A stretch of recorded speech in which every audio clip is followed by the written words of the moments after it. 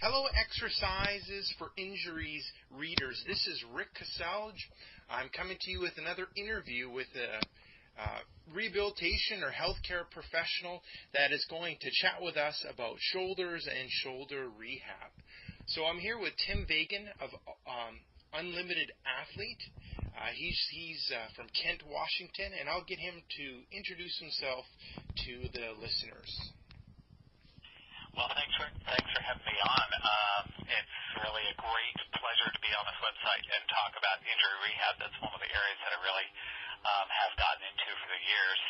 I've been a strength and conditioning coach for 26 years now, and moving right along, spent about 17 of those in working in clinical rehab settings. So my background in rehab started with the San Francisco Sports Institute doing spine rehab and developing stabilization protocols. So I really got into working with people that had injuries, and I originally started with my work in the NFL, and I tended to lean toward working with the injured clients, and then went to more of a clinical setting, and then started realizing in the clinical setting that I really liked working with the athletic side of the clinical setting. So it was kind of everything went full circle. So I've been a strength and conditioning coach, like I said, for 26 years, had a lot of experience working with a variety of different athletes. My current area of specialty is working with swimmers.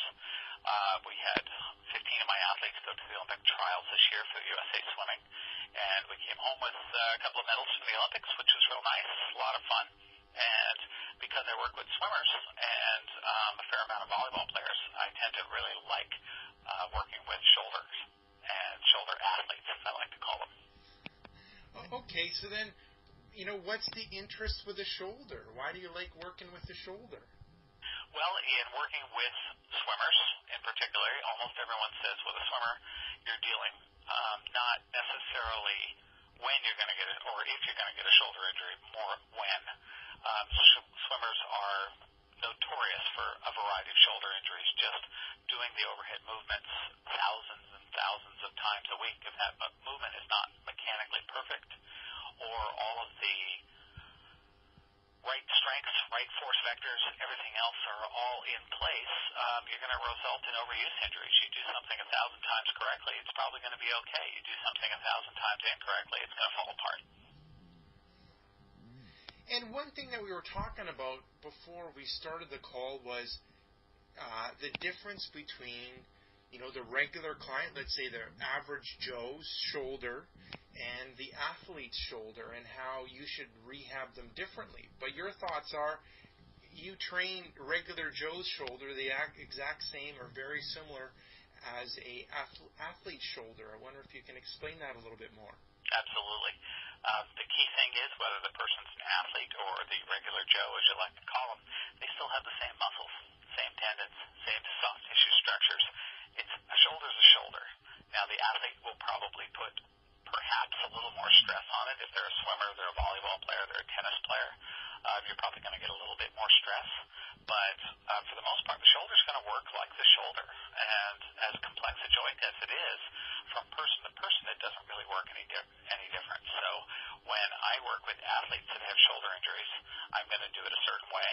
And when I work with regular Joes that have shoulder injuries, I'm going to do that a certain way. And the certain way is make sure that the mechanics are correct and you're getting good scapular control. You're not getting excessive glenohumeral motion, and you're trying to let the rotator cuff do what it does, and then stabilize and let the big movers do what they're supposed to do, and that's move. And a lot of the people that are going to listen to this are fitness professionals, so they work in recreation centers, fitness centers. What are some tips that you could give them on, on what they should do to kind of help their clients overcome shoulder injuries? And most of them probably deal with post-rehab, meaning, their clients had an old shoulder injury, and what can they do to, make sure, things are getting better from that old shoulder injury as opposed to irritating it in a gym setting? Okay. One of the things that we have to realize is why did that shoulder get injured? Was it traumatic or was it overuse? Most shoulder injuries are overuse injuries. Let's say they had a fall, they've been they've been bicycling, they've been doing a variety of things.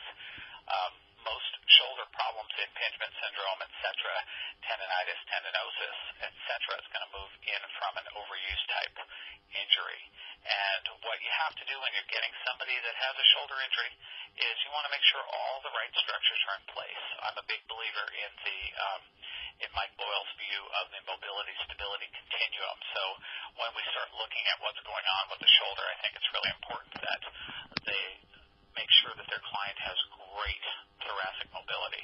I think one of the key things that people forget about with shoulders is working the thoracic mobility and making sure that they can extend, they can flex, and they can rotate with that thoracic spine in order to let the scapula be stable and let the muscles work correctly. And therefore, when your scapulas are stable, you're going to get good mobility out of the glenohumeral joint without excess motion. But if the scapula doesn't move correctly, then you're going to look at the glenohumeral joint, the main part of the shoulder, just doing whatever it can to make up that motion. So I think it's really important to make sure that all the structures are in place. Thoracic, I'm a big T-spine mobility person. When it comes to shoulders, I think that's one of the most important things. And in a little bit, we'll get into how the hips affects the shoulders as well. Interesting, because the common thinking when it comes to fitness professionals, things end up being categorized into cardiovascular, strength, and flexibility. So kind of, taking more of an advanced look.